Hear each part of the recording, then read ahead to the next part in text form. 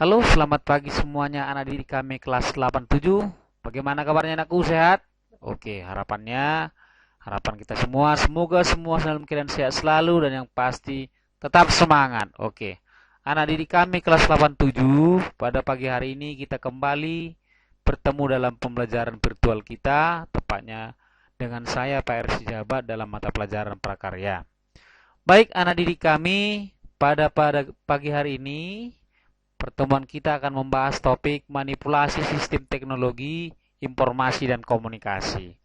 Nah, anak didik kami kelas 87, sebelum kita lanjut ke pertemuan pagi hari ini, Bapak tidak bosan-bosannya mengingatkan agar anak didik kami menyiapkan atau mengumpulkan tugas-tugas yang belum dikumpulkan sebelumnya. Nah, jadi anak didik kami di pertemuan minggu lalu materi kita adalah berkarya, membuat produk kerajinan dari bahan kaca, plastik, dan kerang.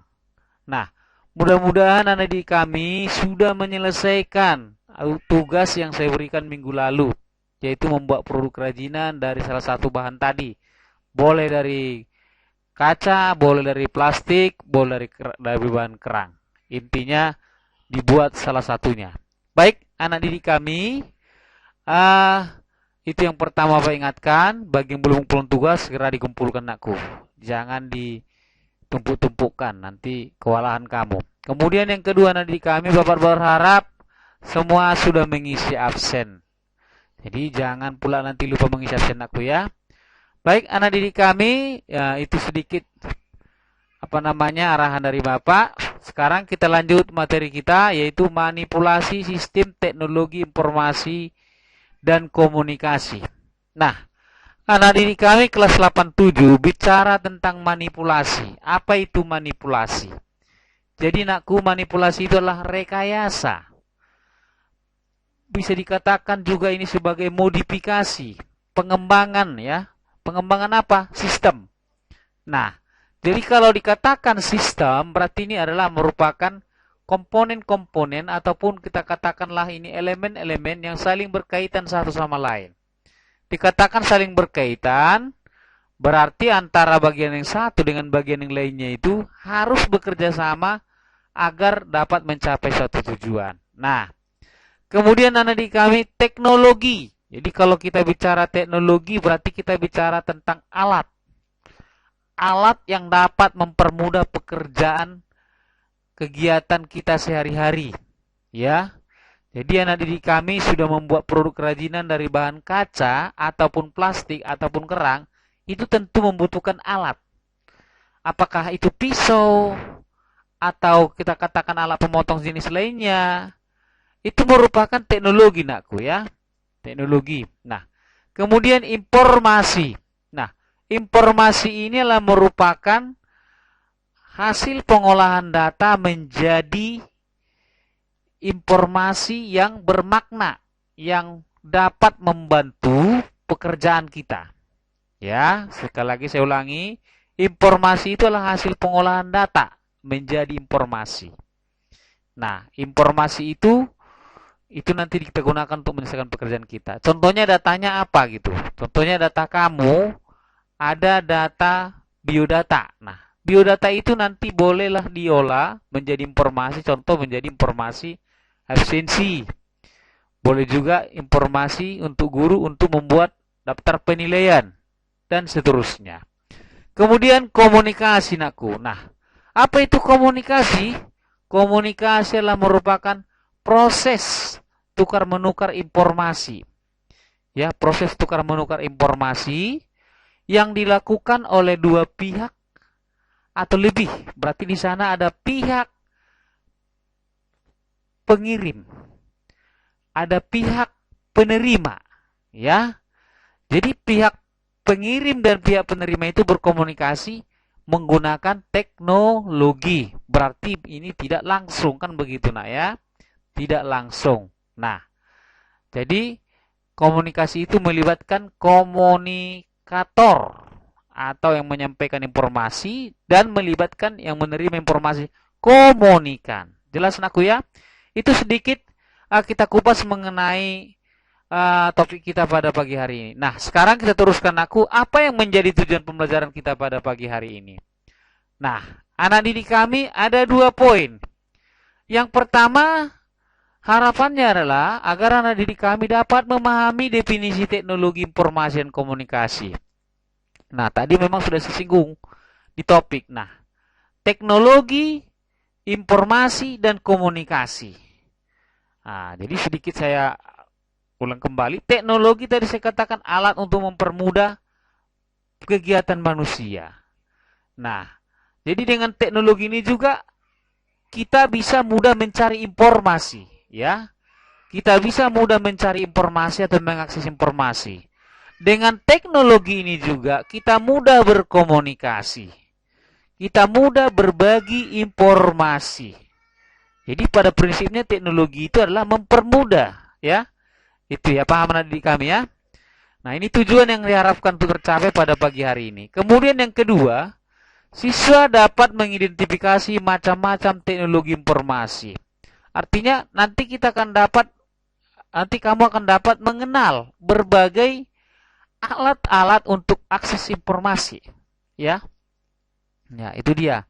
Nah, itu 2 tujuan pembelajaran. Bagaimana supaya yang 2 ini tercapai adalah kuncinya kamu harus fokus. Oke, sekarang kita teruskan.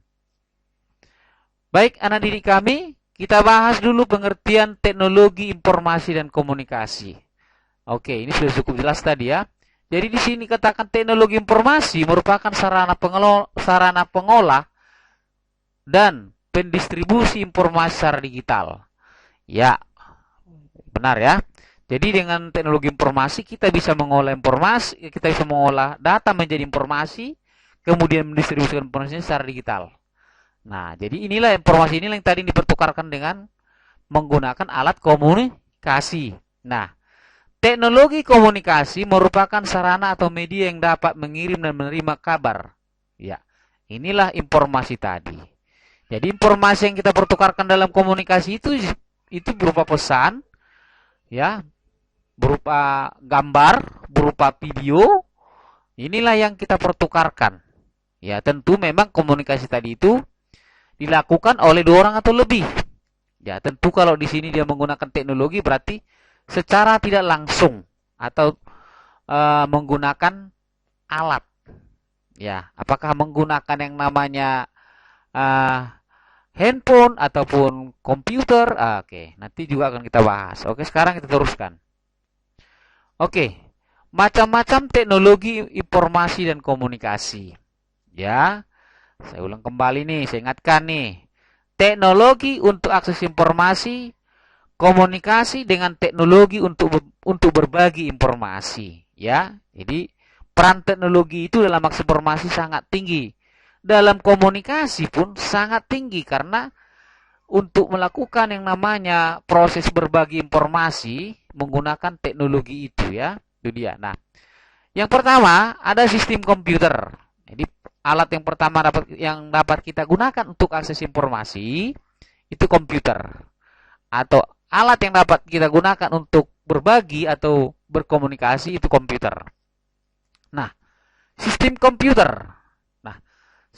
komputer. Nah, tadi sudah saya singgung apa itu sistem. Sistem itu adalah merupakan elemen-elemen yang saling berkaitan satu sama lain. Yang artinya fungsinya tidak dapat dipisahkan satu sama lain. Artinya fungsinya saling berhubungan. Nanti akan kita bahas di mana itu ya. Jadi sistem komputer merupakan perangkat elektronik yang dapat digunakan untuk mengolah dan memproses data menjadi informasi. Nah, oke, jadi mengolah data menjadi informasi. Tadi sudah dijelaskan. Contohnya datanya apa? Data siswa dapat diolah menjadi daftar nilai, absensi, dan masih banyak lagi. Itu dia bedakan ya. Nah, supaya dapat dimengerti. Oke, sekarang kita teruskan Nah, masih membahas tentang sistem komputer. Nah, jadi sistem komputer itu adalah merupakan elemen-elemen komputer yang berkaitan satu sama lain. Ya, saya ulangi sekali lagi. Sistem komputer itu merupakan elemen-elemen komputer yang berkaitan satu sama lain untuk dapat mencapai satu tujuan. Apa itu tujuannya? Mengolah data menjadi informasi. Nah, jadi sistem komputernya elemen yang pertama itu adalah perangkat keras, hardware. Nah, apa itu hardware? Hardware itu merupakan bagi keseluruhan fisik dari komputer yang dapat kita sentuh ataupun kita lihat. Nah, secara fisik bisa dilihat dan disentuh. Itulah hardware. Nah, jadi hardware pada komputer itu ada yang berfungsi sebagai perangkat input. Ya. Ada yang berfungsi sebagai perangkat proses. Ada yang berfungsi perangkat untuk menyimpan. Ini tambahannya nak ya. Perangkat untuk penyimpan atau storage penulisannya ya. Dan ada yang berfungsi sebagai perangkat output. Nah, jadi ada 4 pada prinsipnya. Input, proses, lalu penyimpanan atau storage, lalu yang keempat adalah output atau menampilkan hasilnya ya. Nah, sekarang pertanyaannya, apa saja itu perangkat inputnya, apa saja itu perangkat prosesnya, apa saja itu perangkat penyimpanannya, dan apa saja itu perangkat keluarannya atau outputnya. Oke, sekarang kita teruskan. Oke. Nah, coba perhatikan aku ya. Jadi, yang merupakan perangkat input adalah keyboard, mouse, scanner, web camera. Dikatakan sebagai perangkat input karena perangkat keras itu berfungsi untuk menginput data. Menginput data ke dalam komputer. Memasukkan data ke dalam komputer. Nah, kalau dengan keyboard berarti kita mengetik data. Ya, ketik data, itu menginput data. Atau dengan keyboard kita mengcopy file dari flash disk ke komputer. Ya, kita menginput file dari flash disk ke komputer. Jadi, flash disk itu bukan perangkat input, tapi perangkat penyimpanan. Ya, yang merupakan perangkat input keyboard. Oke. Kemudian mouse, ini juga merupakan perangkat input. Menginput apa? Menginput data. Ya, caranya bagaimana cara menginput datanya? Ya, contohnya kamu klik tombol start, lalu kamu klik tune up. Di situ kamu menginput data, tapi berupa instruksi, berupa perintah gitu dia, sehingga komputernya nanti mati. Oke, atau kalau kamu buka Microsoft PowerPoint, itu juga merupakan perintah. Berarti kamu di situ dengan menggunakan mouse memberikan input perintah, ya. Itu maksudnya. Nah, scanner. Nah, scanner juga merupakan perangkat input yang berfungsi untuk memasukkan data berupa gambar ke dalam komputer. Makanya di-scan, ya. Kemudian web camera. Web camera ini juga merupakan perangkat input untuk memasukkan data ke dalam komputer. Datanya berupa video atau rekaman video kita. Seperti itu dia. Ya. Oke, jadi bisa jelas dipahami nak ya, perangkat keras input ya. Oke. Nah, kemudian yang berikutnya perangkat keras proses. Jadi perangkat keras proses itu adalah merupakan perangkat yang digunakan untuk mengolah data menjadi informasi. Pada prinsipnya perangkat proses itu adalah merupakan otak komputer, ya. Nah, jadi apa yang ada dalam CPU, Central Processing Unit, itu ada motherboard. Ya, ini papan utama yang berfungsi sebagai papan induk, tempat meletakkan semua perangkat di dalam CPU, semua perangkat di dalamnya. Apa perangkatnya yang masuknya di situ? Ada perangkat PGA card, sound card, prosesor, ya itu dia. Nah, kemudian di sini ada hard disk. Jadi hard disk ini pada prinsipnya adalah bukan perangkat proses. Bukan ya, nak ya. Ini bukan perangkat proses. Perangkat proses itu adalah prosesornya. Itu dia, prosesornya. Nah, kemudian hard disknya ini adalah perangkat penyimpanan, storage. CD DVD-ROM juga ini perangkat penyimpanan, bukan perangkat proses. Nah, oke. Kemudian berikutnya power supply. Jadi power supply ini merupakan perangkat keras yang mensuplai, menyediakan daya listrik ke dalam motherboard sehingga prosesornya bisa bekerja. Itu dia. Jelas nak ya? Oke. Nah, kemudian memorinya juga bisa bekerja. Jadi prosesor itu, memori itu, kemudian sound sehingga muncul suara dari komputer, sound card, kartu suara, PGA card, kartu tampilan itu diletakkan di dalam motherboard ini. Paham nak ya? Oke. Sekarang kita teruskan aku. Oke. Masih sifatnya perangkat keras. Nah, perangkat keras yang berikutnya adalah perangkat keras keluaran atau output. Berarti kalau dikatakan output berarti dia menampilkan hasil pengolahan data. Nah, ada layar monitor. Ya, ada printer. Berarti kalau printer dia hasilnya berupa cetakan. Ada speaker berarti berupa suara, itulah outputnya. Nah, anak didik kami, itulah mengapa dikatakan komputer itu merupakan sistem, karena perangkat input, perangkat proses, penyimpanan, dan output itu harus ada. Bisa nggak kamu bayangkan perangkat inputnya ada, perangkat prosesnya nggak ada, outputnya nggak ada. Ibarat komputer, CPU-nya ada, keyboardnya ada, monitornya nggak ada gitu. Kan itu namanya apa namanya? Pincang ya, pincang. Jadi sistem itu harus saling melengkapi satu sama lain. Sama seperti kita, sistem organ tubuh kita. Ada tangan, ada kaki, oke, dan semua organ-organ tubuh kita ini itu saling berkaitan satu sama lain ya. Salah satu saja terganggu fungsinya pasti akan menyebabkan yang namanya kesulitan bagi kita. Paham nak ya? Oke, sekarang kita teruskan. Nah, kita masuk kepada perangkat lunak. Ya.